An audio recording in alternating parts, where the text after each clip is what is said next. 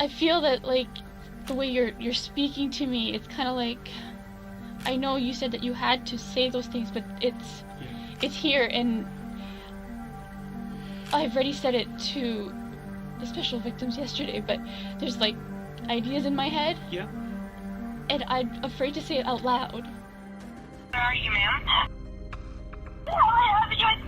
Please just don't my parents. Ma'am, calm down. What? Some people broke into our house and they just showed all his money. And I couldn't hear my parents yelling downstairs. Please send help. Ma'am, where are you? What? Avenue. Avenue Road. Yes. Can you spell the street name for me, please? Dad. When a terrified young woman calls the police to report a home invasion and murder, few people would ever suspect her of dishonesty. But with horrific crimes like this, things aren't often as simple as they seem. On the 8th of November 2010, 3 armed men stormed into the Pan family home in the affluent suburban district of Unionville in Markham, Ontario.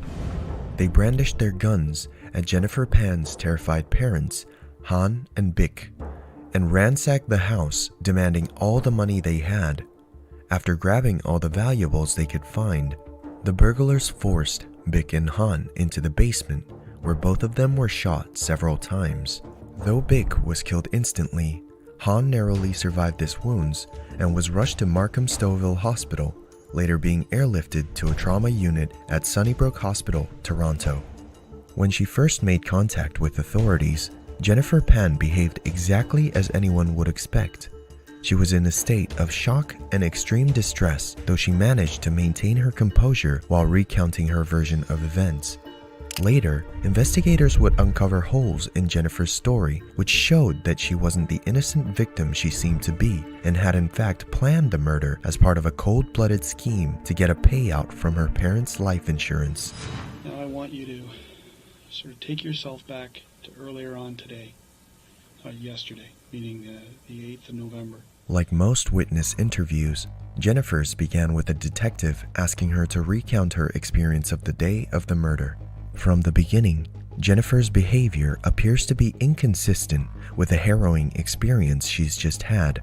Early on in the interview, she bizarrely refers to the intruders as gentlemen, behaving much more like a person reciting a rehearsed statement rather than slowly coming to terms with a living nightmare. And then, for some reason, I think one of the gentlemen asked my father if he had money in his wallet and where his wallet was. They kept all the lights off on the main floor.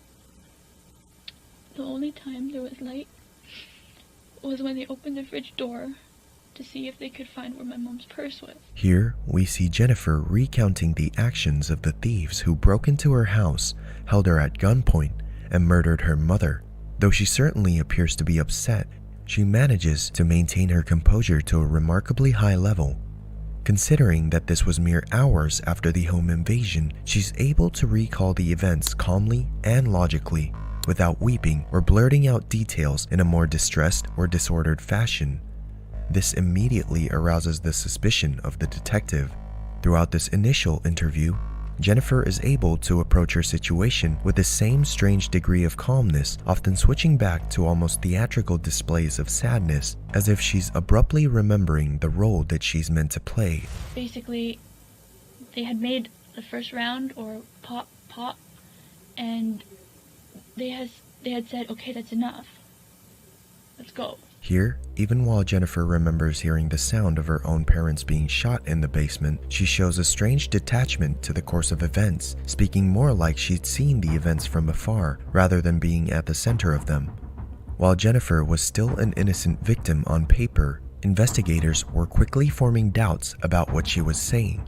Everything could have just ended here, but because of the small inconsistencies she showed, Jennifer was called in for another interview just 2 days later so the investigators could clear any doubt they might have. Little did they know that this decision was the best they have made in their entire career. In her next interview, a visibly more nervous Jennifer is asked to recount her version of the crime a second time. This is ostensibly so that the investigators can verify further details about what happened. But the detectives in charge of the case are covertly building a case against the supposed victim. It's not long before Jennifer makes her first big mistake. And you're now on the ground level, Are you on the floor or on the I'm sitting on the the stairs? floor. I'm sitting on the floor. All right, where are your hands? They had tied my hands, So let's as go- I said. Up until this point, Jennifer's reliving of the events had been consistent with her earlier statements. Here, she slips up by failing to mention that she had been tied up before she was brought downstairs. You're now bound to the railing. Can you show me, can you stand up and turn around and tell me, just show on the camera, how your hands are bound? The detective soon hones in on this detail, asking the logical question of how she was able to make the 911 call with her hands bound. Perhaps by sheer luck, Jennifer is able to stand up and demonstrate a movement where she's physically able to make the call and shout down into her phone. And how do you make the phone call? 911? And do you talk down like that? Yes, I'm yelling at the phone like this. Though this part of Jennifer's story is just about feasible, she soon gives the detectives another inconsistency to work off of, recounting what happened after the intruders left the house. Once the door closed, I heard my father. He ran up the stairs and all I could hear was moaning. God. Once I heard him starting to move, that's when I pulled out the phone and I was trying to call 911.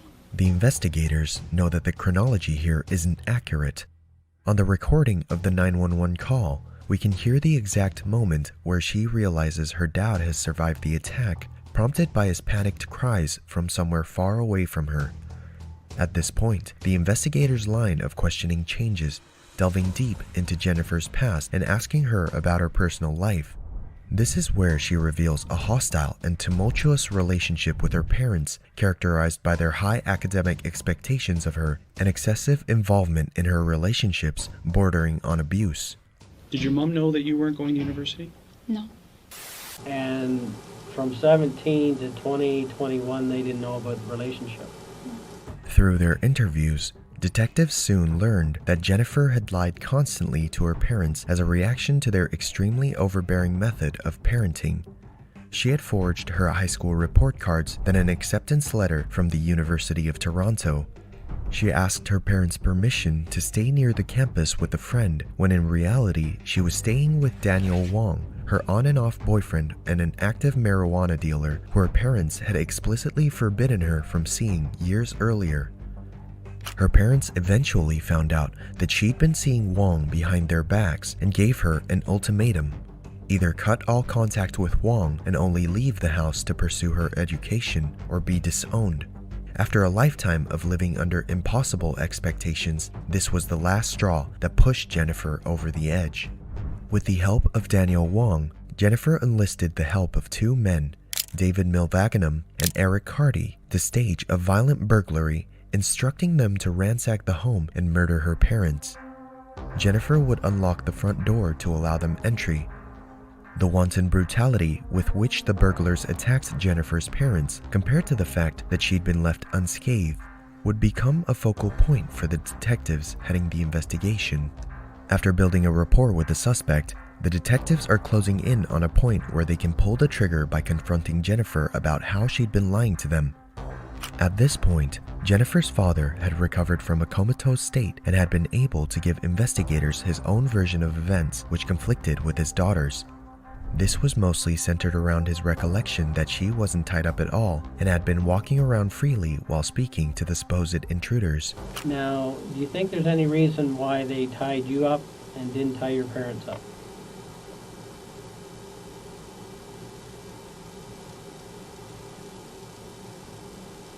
I don't know.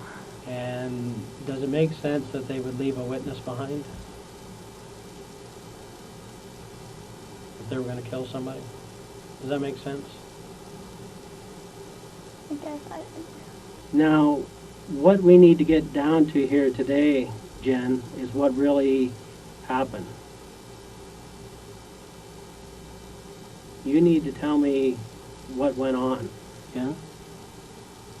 When did you first start planning this?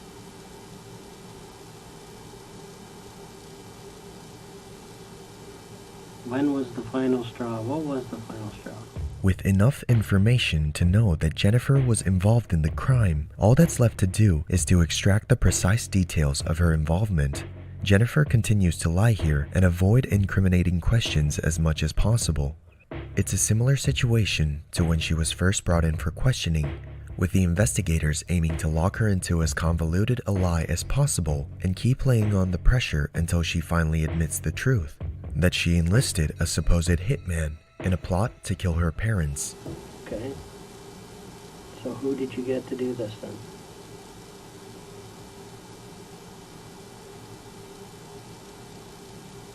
You have to tell me, Jen. I don't know who he is. I just got his number. You've told so much of the truth, you're just not telling the final portion. This isn't even half-truths anymore. This is 3/4, okay? The only thing missing is 1/4 of the truth, okay? After another hour of painstaking work to get a straight admission from Jennifer, she still refuses to confess her full involvement in the crime. Despite her best efforts to skirt around the details, the investigators still have enough evidence to charge her. I need you to listen close to me, okay, Jen? At this point in the investigation, okay, I'm going to be arresting you for murder, okay? Also attempted murder and conspiracy to commit murder.